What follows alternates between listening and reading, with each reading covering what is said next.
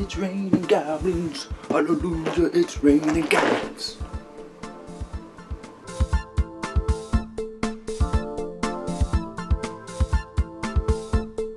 Hey there everyone, welcome back to Game Finder. My name is Dave, and today we're taking a look at a game from Iello, and this is Flyin Goblins. Now, this is a review copy, so thank you so much to Iello for your support. You help the channel grow. Now, this is all about catapulting goblins through the sky to take pillage of this castle that this king, that you can see right here, is pretty much going to lose control of. As you can see, the art is phenomenal. That also goes for the components. So let's get into those components, and then I'll tell you how to play and give you my opinion later. Let's go.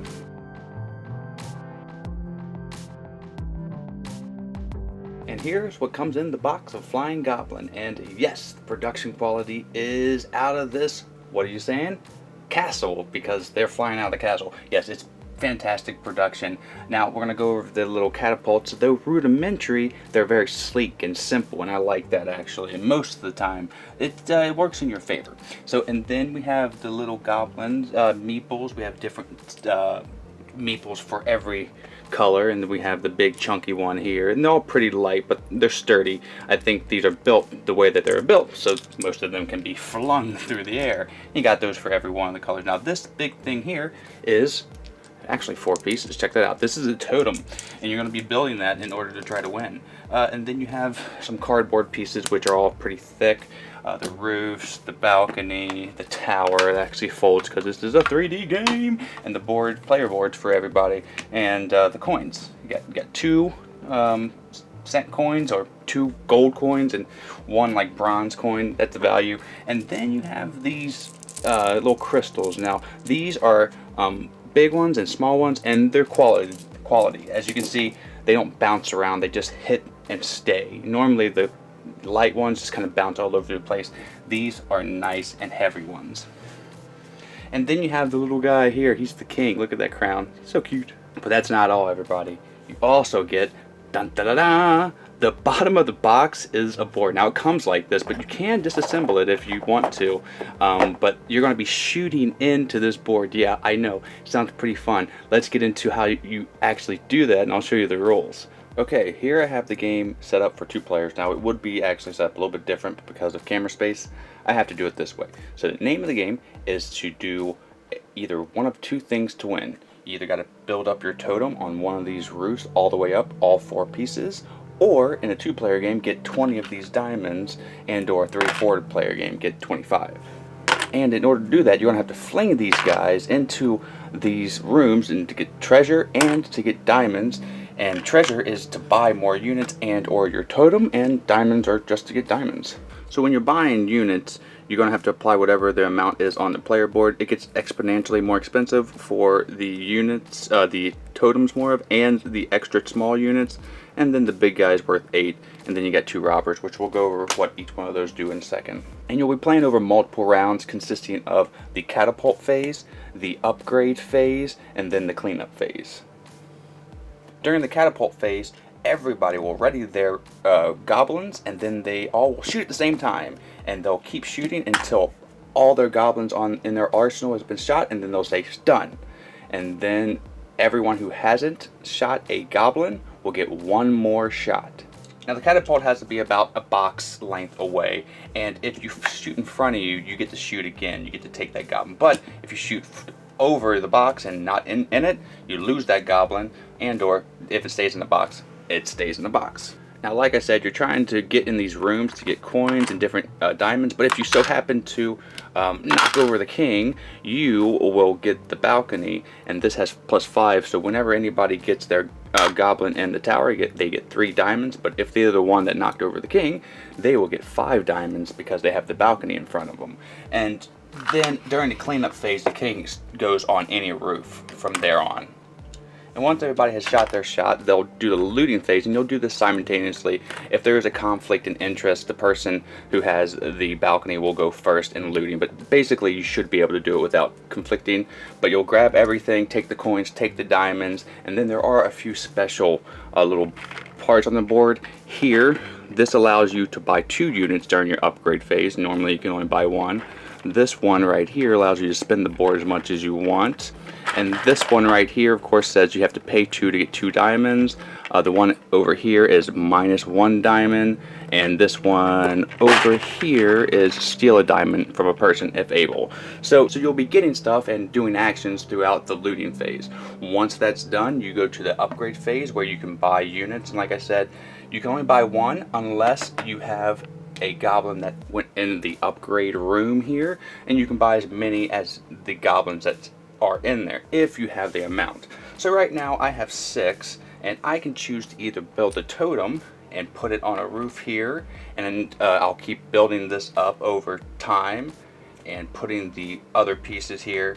And like I said, once I built this totem on a roof of my choice, I win.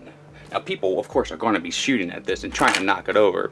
Now if it knocks over like this during the cleanup phase, you will always make everything look good. You'll put the king back up. If the totem is hanging on by just a little bit, you'll pick it up and put it like that. So that's kind of cool. But other things that you can buy these little robbers. Now these flat ones here, they don't actually get shot. They get put on a roof, and if they stay there during the whole round, they give you a diamond. And they'll continue to do that while they are on the roof. These big giant guys, they take 8, but you can actually shoot these, and they're huge, chunky ones, and they can actually hopefully knock over some totems for you.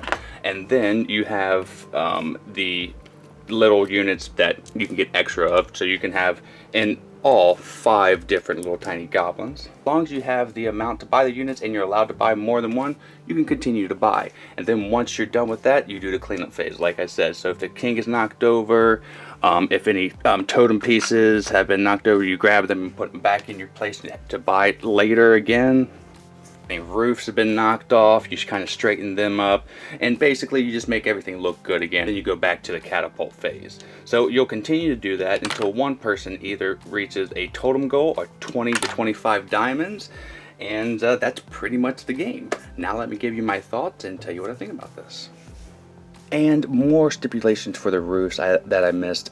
If you land a goblin on here and he stays there for the whole round, well, you get a diamond, and that's another way you can get a diamond. Also, if it says to put something on the roof and there are no roofs to be occupied, well, then you can't do that action. Those are things that I forgot to say. There you go. So that's how you play Flyin Goblins, and hallelujah, I love catapult games, and this is getting an 86 for me, a solid B.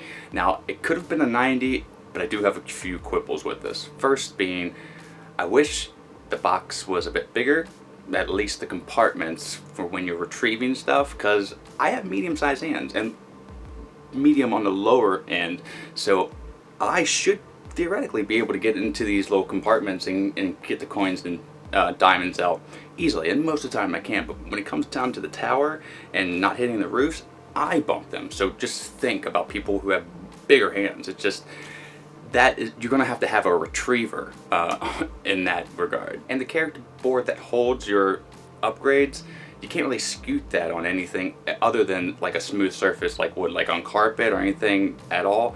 It's going to be hard to move, so you better place it where you want, or you're going to have to reset it up all over again. And the other fact of it just becomes the kind of same game. I like the game, I really do, but it's the same type of game over and over again. You can try to play a different strategy, like aiming other places, but it ultimately boils down to be the same thing. So I wish there was more like power-ups. Maybe expansion can come out where you are shooting a barrage of goblins. So if you have more than your opponent, you can shoot 3 of them at one time, and this will help you, if you have more goblins, get those goblins off before somebody who has 2 goblins says stop, and you have like 2 goblins that you don't have even a chance to shoot. So, but that is all the headaches that I have with this game. I actually like the catapult. It's, like I said, rudimentary, but it gets the job done. You're not really going to be able to aim with this catapult, being it's a fast, like simultaneously play when you're shooting.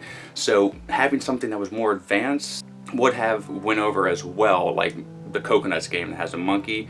You have to really wind up. With this one, you can just put a goblin on, shoot, put a goblin on, shoot, and sometimes you'll fly over, but you'll get your rhythm. And so I like the catapult mechanism. I love the components, I love the art, and I love the idea of this. It's just missing little things here and there that I wish would be included in maybe a expansion in the future. But all in all, I am recommending this game highly to pretty much anyone who plays board games, young and old. It's easy to teach, and the fact that you just need to do 1 or 2 rounds to get the rhythm, and then after that you'll just have a designated person say go, and then you go boom, boom, boom, catapult, bye, bye, bye, clean up, clean up. It's really easy. I love that aspect of the game, so it gets a huge thumbs up from GameVine here. So thank you so much, Iello, for supporting the channel and providing this review copy. Thank you so much, Vine Nation, for clicking that thumb ups, because we really do appreciate it. Now if you don't like the video, click this and let me know down below why you don't, so I can improve the videos in the future. But until the next time that I see you, have a great rest of your day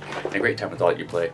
I'm Dave, and you better shut your windows because there's a goblin a-flying.